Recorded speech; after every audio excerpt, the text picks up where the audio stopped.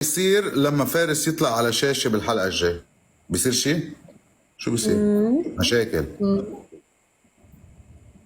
مش مشاكل بس يعني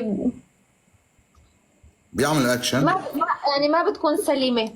7 وردات. 7 وردات اخواتي. شو بيحكي فارس بالشاشة؟ او عن شو؟ شو الموضوع؟ يا الله يا سيف، طب تعرف هي الشغلات، يعني هي الشغلات هي رح تخلي الحلقة تضرب، يعني اجي انا اخربها. حرام. اذا هيك صح، اذا هيك صح. يعني طيب صدقني، انا رح اقول لكم اسمعوا، انا رح اقول لكم فارس رح يحكي شيء تمام، ما رح يكون شيء طبيعي، يعني رح يكون شيء عن جد بخلينا انه كلياتنا شوي انه شيء مش مش منصبين، طبيعي. بس انه نقول انه شو القصة، ليش عم يحكي هذا هيك. اوكي بس رح اقول لكم، بس ما رح اقول لكم شو قال.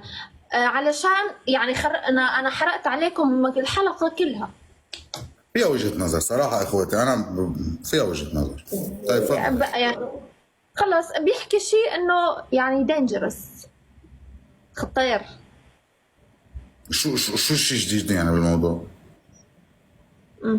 بس ما راح اقول شو، عشان هيك بكون انا مو مشان العقد ولا المخرج، لا.